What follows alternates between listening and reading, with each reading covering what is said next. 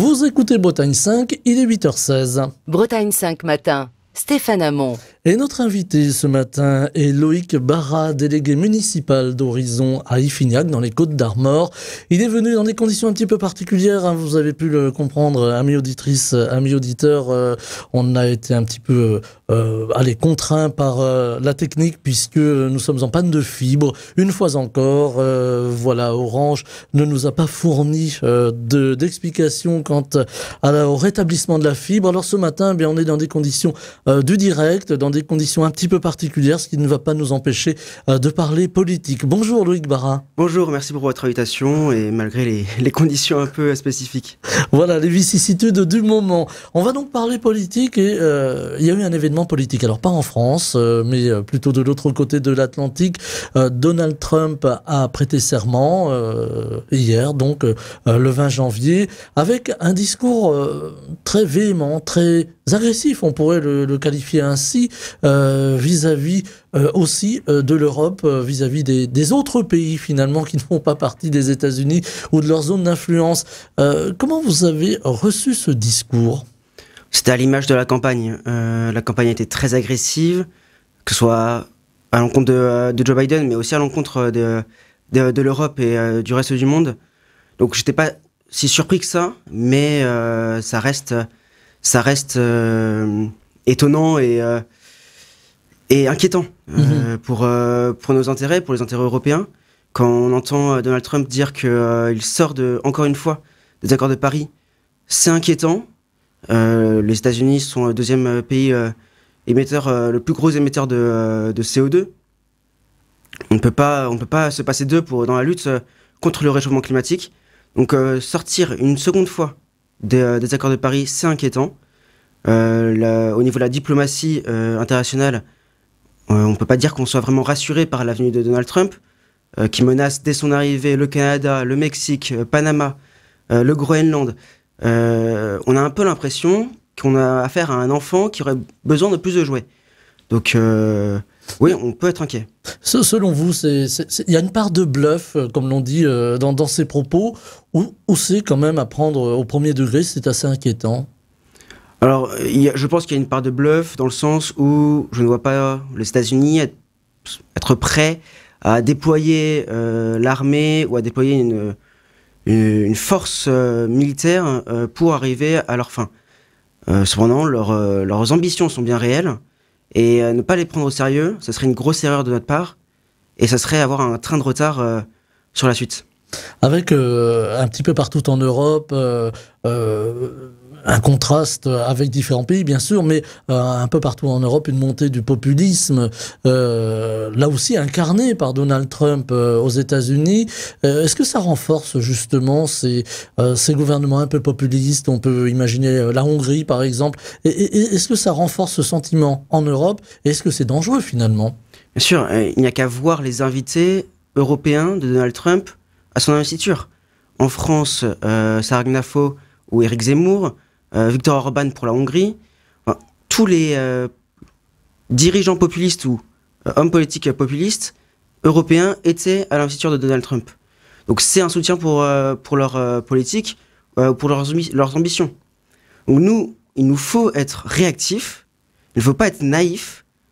Contrairement à la manière dont on avait réagi pour le premier mandat de Donald Trump, il faut agir dès maintenant en européen.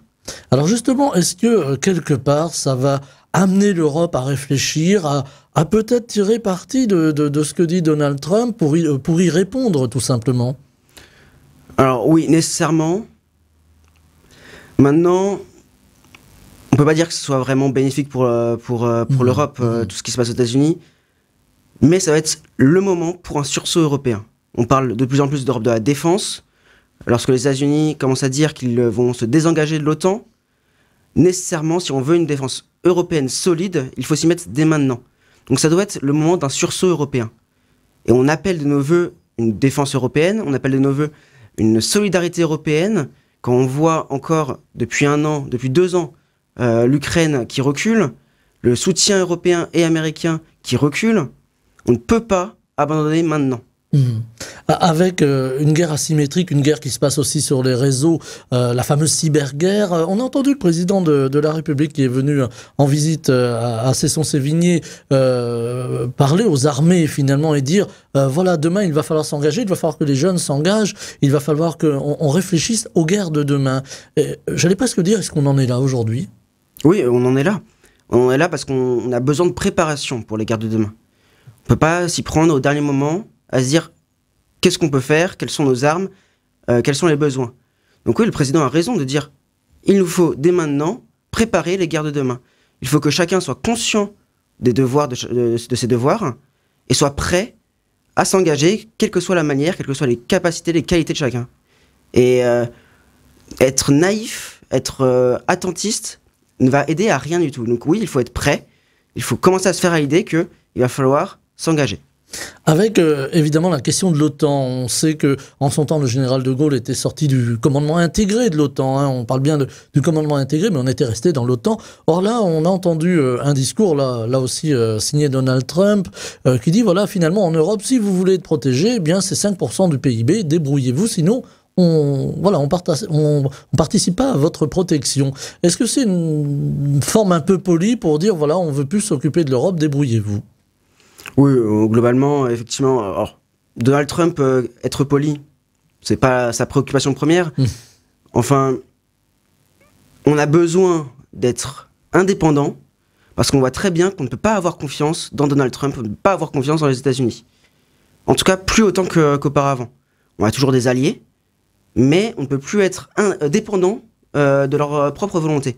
Donc il faut nous-mêmes mettre en œuvre notre volonté pour pouvoir nous défendre, pour réaliser nos ambitions et protéger nos intérêts. Avec aussi tout un enjeu technologique. On a vu dans l'ombre de Donald Trump un certain Elon Musk, le propriétaire de X, ex-Twitter, mais aussi de Starlink ou encore de Tesla. Là aussi, il y a un enjeu des technologies de demain, de l'intelligence artificielle. On sait qu'en Europe, on a de bons ingénieurs, mais on est très en retard sur la question. Est-ce que là aussi, c'est un enjeu pour le futur, un enjeu crucial? C'est un enjeu crucial à tel point qu'on l'a déjà pris à bras-le-corps. On a effectivement d'excellents ingénieurs, certains voire les meilleurs du monde dans l'intelligence artificielle, qui partent de moins en moins aux États-Unis. On a de plus en plus de projets, notamment industriels en France et en Europe. Donc c'est un sujet qu'on a déjà pris à bras-le-corps. Maintenant, il faut continuer dans cette politique-là. Il faut être capable de se défendre face à la guerre commerciale que nous livrent les États-Unis et que nous livre la Chine, à être indépendant et à réfléchir en européen. Et ça, c'est vraiment important. Alors réfléchir en européen, ça veut dire aussi améliorer les conditions sociales, avoir une plus grande fluidité politique. Ça va nous ramener sur notre terrain de bataille, la France, si vous me permettez, avec aujourd'hui un contexte particulier en France. On a vu cette motion de censure qui a failli passer, la deuxième, qui n'a pas été adoptée par les députés. Une forme d'instabilité politique. Ça veut dire aussi une forme de fragilité de la France au niveau institutionnel, mais plus largement au niveau de ses relations avec les autres pays européens, parce que voilà, ici on a du mal au niveau politique. Évidemment, si aujourd'hui la France n'est plus aussi influente qu'il y a même 1 an, 2 ans en Europe, c'est essentiellement de la faute du RN et de LFI et du NFP en général qui a voté la motion de censure il y a quelques mois. Si on n'a pas pu faire entendre notre voix sur les accords commerciaux qui sont passés, sur la défense des agriculteurs, sur les clauses miroirs, c'est de la faute de cette instabilité politique, de cette crise politique, suite à la motion de censure. Il faut être très clair là-dessus. Avec quand même une faute, on pourrait le dire comme ça, politique du président de la République qui a décidé de dissoudre l'Assemblée nationale dans un moment qui n'était peut-être pas, un timing qui n'était peut-être pas forcément le bon. Oui, effectivement, chez Horizon, on n'a jamais été tout à fait enthousiaste par l'idée du président de la République de dissoudre l'Assemblée en juin dernier. Maintenant, il a redonné la parole aux Français. Il ne faut pas que les Français se désolidarisent de cette décision. L'Assemblée nationale, aujourd'hui, reflète les idées politiques des Français. Et donc, il faut être capable de créer des compromis dans la société française, tout comme à l'Assemblée nationale, Et c'est extrêmement important. Mais difficile de faire dialoguer, par exemple, des partisans de LFI avec des partisans du RN. Et pourtant, ils s'entendent très bien entre eux pour pouvoir voter une motion de censure ou pour pouvoir voter contre l'intérêt des Français. Donc, non, le véritable enjeu, il est de réussir à faire dialoguer les partis de gouvernement. On peut se réjouir de l'accord de non-censure, ou en tout cas de la non-censure du PS dernièrement. Maintenant, il faut continuer à travailler dans ce sens-là. On a un budget à faire passer. On est en janvier, fin janvier. On n'a toujours pas de budget. C'est quand même extrêmement grave pour un pays comme la France de ne pas être capable de pouvoir investir. On parlait de l'intelligence artificielle.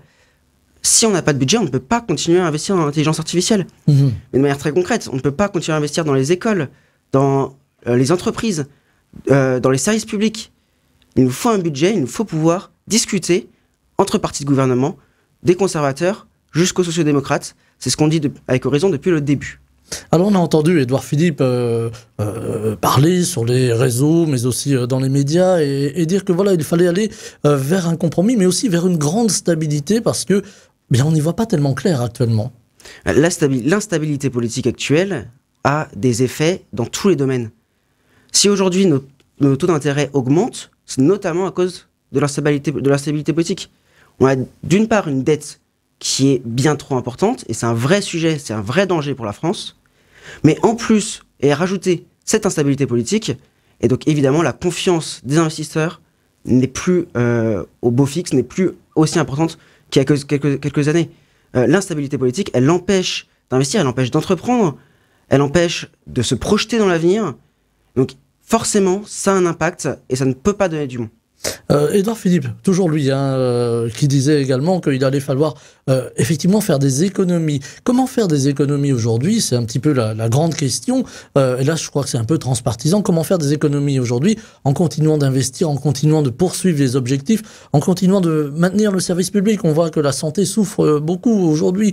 Voilà, on a un système de santé qui... Permettez-moi le terme, il est un peu fort, mais qui est à l'agonie. Comment arriver à équilibrer justement les dépenses et les économies? Il y a deux choses importantes. Lever les tabous et chercher l'efficacité de l'action publique. Vous parlez de la santé. La santé, on investit depuis 7 ans de manière extrêmement importante. Et pourtant, le système reste à bout de souffle. On parle toujours d'agonie. C'est toujours très compliqué. Parce que fondamentalement, le souci du service public de la santé, ce n'est pas qu'un problème de moyens. Tout comme dans la justice, tout comme dans la police, tout comme dans tout le reste du service public, on n'est pas uniquement sur un problème de moyens. On est sur un problème d'efficacité, on est sur un problème de postes inutiles ou de postes qu'on pourrait réduire. On est sur un problème d'évaluation des politiques publiques. On n'évalue pas suffisamment de politiques publiques. Et donc, on continue à investir, on continue à mettre de l'argent dans le fonctionnement et sans jamais se poser la question du réel impact de cet argent. Avec une administration très présente. Alors, on entend les policiers qui se plaignent, on entend effectivement les soignants qui se plaignent d'avoir toujours plus d'administratifs à traiter. On a entendu le Premier ministre François Bayrou parler de simplification administrative, de l'appeler de ses voeux. Alors, on en entend beaucoup parler depuis quelques années, on espère que ça va arriver. Ça passe aussi par beaucoup d'agences. Il y a 1000 agences aujourd'hui en France, agences gouvernementales dans divers domaines.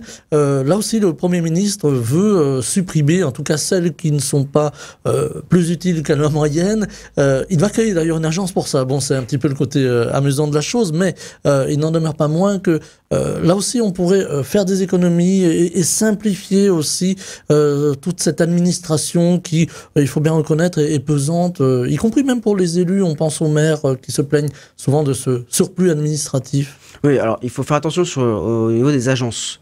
C'est-à-dire que supprimer des agences pour en supprimer, c'est pas toujours très utile. C'est-à-dire que si ces agences, elles nous permettent un meilleur investissement, si elles nous permettent de mieux choisir nos projets et de mieux utiliser notre argent, ces agences, elles sont tout à fait utiles. Donc les supprimer pour finalement derrière investir, pas n'importe comment, mais moins bien, de manière moins fléchée, finalement cet argent, il sera perdu et ça ne nous fera pas avancer. Donc il faut une véritable évaluation de ces agences, de pourquoi elles sont créées, de est-ce qu'elles peuvent être fusionnées, est-ce qu'on peut centraliser toutes nos compétences pour être le plus efficace possible. C'est-à-dire que la politique de dire on va tout supprimer, ça sert à rien, de toute façon, on n'en a pas besoin, il faut faire attention, on part dans du populisme. J'entends certains, notamment Dave Lisnard, qui est aux enchères aux économies, en disant je vais faire 200 milliards d'économies. C'est bien gentil, mais qu'est-ce qu'il y a derrière? Se désengager de tout, pourquoi pas? Enfin, pourquoi pas? Non. C'est à développer. Mais il faut expliquer réellement les conséquences de ce désengagement. Voilà, ne pas se désengager comme dans certains pays. On pense à Javier Milei qui a fermé beaucoup d'agences pour faire beaucoup d'économies dans un autre pays. Ici en France, on parle de simplification administrative. J'y reviens parce que tout un chacun, on est tous confrontés un jour ou l'autre à beaucoup de complications administratives. Est-ce que là aussi il faut avoir un travail de terrain réel pour essayer de simplifier un peu la vie des Français, la vie des élus? Est-ce que là aussi il faut penser à simplifier et surtout rendre cette simplification réelle sur le terrain et dans notre quotidien? Il faut absolument simplifier les procédures, mais tout en gardant un certain contrôle. C'est-à-dire que simplifier pour simplifier, encore une fois, c'est pas forcément toujours utile. C'est-à-dire que si on simplifie, mais que derrière, on n'a plus forcément les informations, on n'a plus forcément la capacité de répondre aux problèmes des Français, bon, les Français ils vont nous dire, vous êtes bien gentils, effectivement, j'ai moins de choses à faire, mais le travail il est encore moins bien fait. Donc, il faut pas travailler avec des idéologies ou avec de la communication. Il faut voir concrètement qu'est-ce qui peut aider réellement la vie des Français. Si on peut simplifier sans toucher à l'efficacité, alors simplifions, évidemment. Mais il faut qu'il y ait une réflexion derrière, sinon c'est de la communication, sinon on aggrave encore plus les choses. Alors sur le terrain, il y a aussi les élus. Alors les maires, on les entend beaucoup. Il y a déjà un petit peu de mouvement avec la préparation des élections municipales de 2026. On va en dire un mot. Horizon est à la manœuvre, hein, si je peux le dire comme ça, de façon un peu triviale. Est-ce qu'il est important aussi aujourd'hui d'avoir un meilleur fonctionnement des institutions territoriales? On pense aux collectivités locales, mais qui sont tenus aussi par des économies. Là aussi, l'équation est un peu la même qu'au plus haut niveau de l'État, c'est comment faire mieux avec moins. Il faut nécessairement revoir nos compétences. C'est très clair, personne ne comprend rien aux compétences des collectivités territoriales. Entre l'État, la région, le département, les intercos, les communes, personne ne sait qui est compétent sur quoi. Donc il faut remettre à plat la loi NOTRe qui a maintenant 10 ans, il faut tout remettre à plat pour avoir une meilleure efficacité.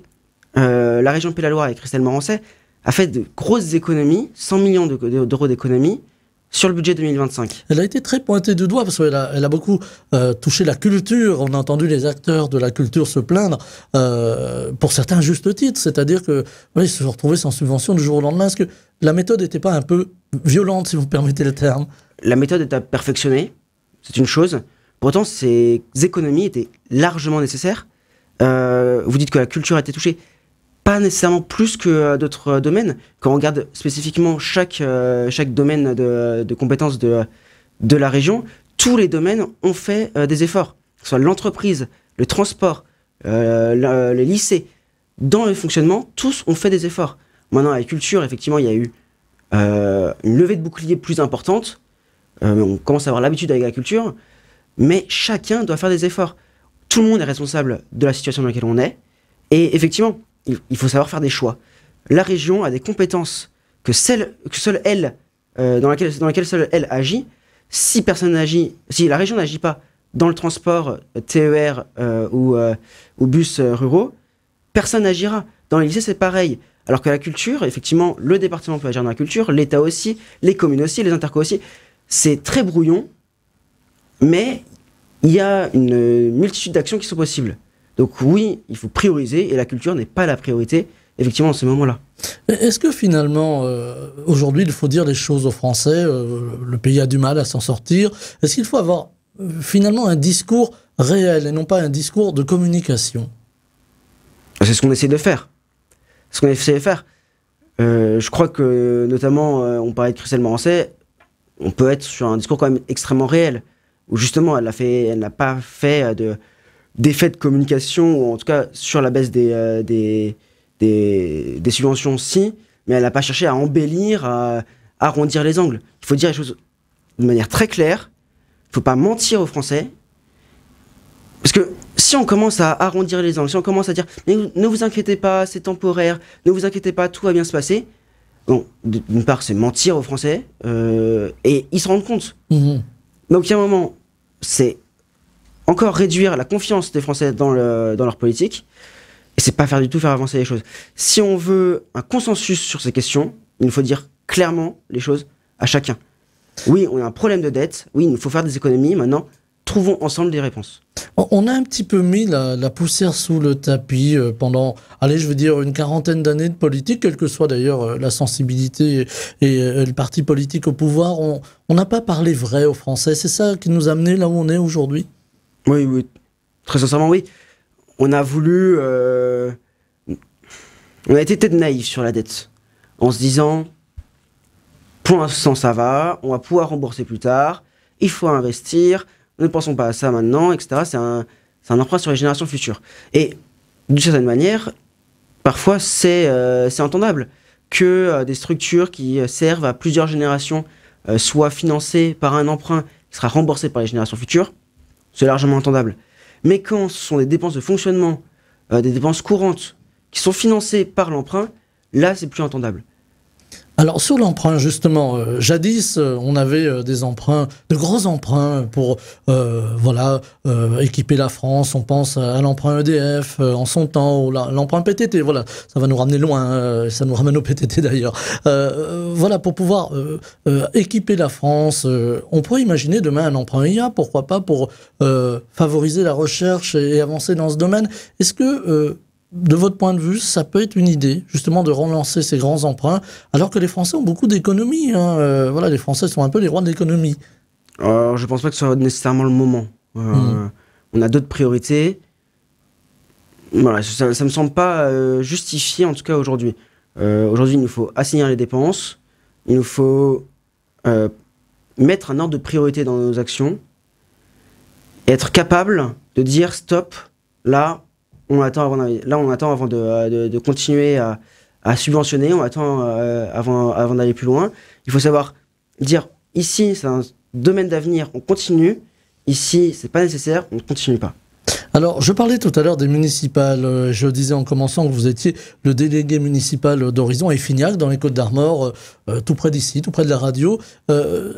Aujourd'hui, on sent qu'Horizon se met en place, j'allais dire en marche, mais ça va peut-être faire un vilain jeu de mots, se met en place en tout cas pour pouvoir peser dans ces municipales et peut-être ouvrir la voie, on l'a compris, à Édouard Philippe sur sa marche vers l'Élysée.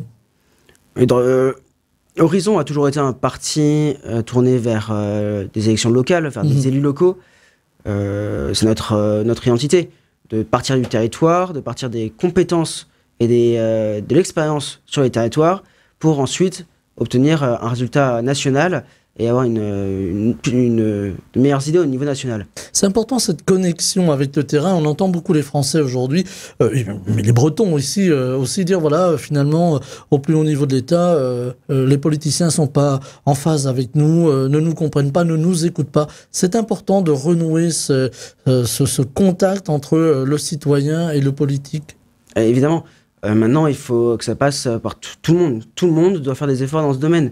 Aujourd'hui, de plus en plus de maires, d'élus municipaux locaux sont agressés, ont leur domicile vandalisé. On ne peut pas avoir un climat de confiance dans ces situations-là. Donc, il faut qu'il y ait un effort de la part de tous, à la fois de la population, de toute la population qui doit s'investir dans ces sujets, dans la politique, pas uniquement sur les réseaux sociaux, pas uniquement dans sa télé, mais au local, dire qu'est-ce que je peux faire pour la France, qu'est-ce que je peux faire pour ma commune, pour mon quartier. Et ensuite, on arrivera à avoir une meilleure relation entre les élus et le reste de la population. Mais les élus sont aussi des Français, ils sont aussi des Français comme les autres.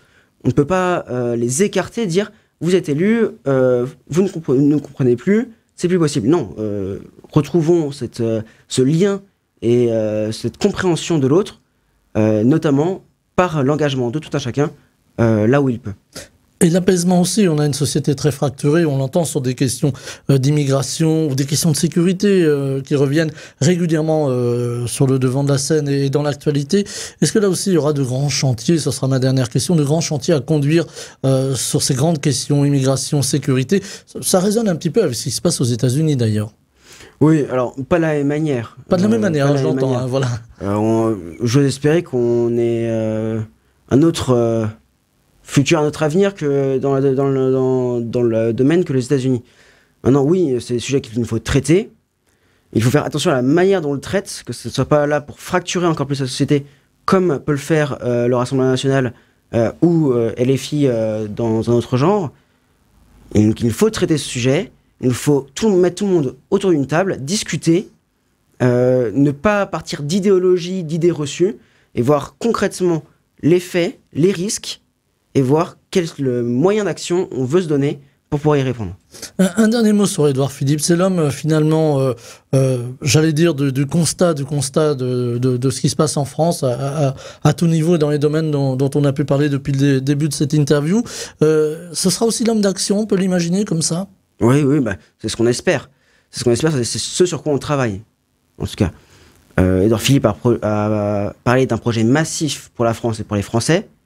On est en train de le construire de manière réfléchie, de manière raisonnée, en partant des acteurs locaux, des acteurs de terrain, des spécialistes, pour ne pas avoir quelque chose d'idéologue ou de communication. Il faut sortir de la démagogie, finalement. Exactement. Il faut avoir un projet qui soit réfléchi en amont.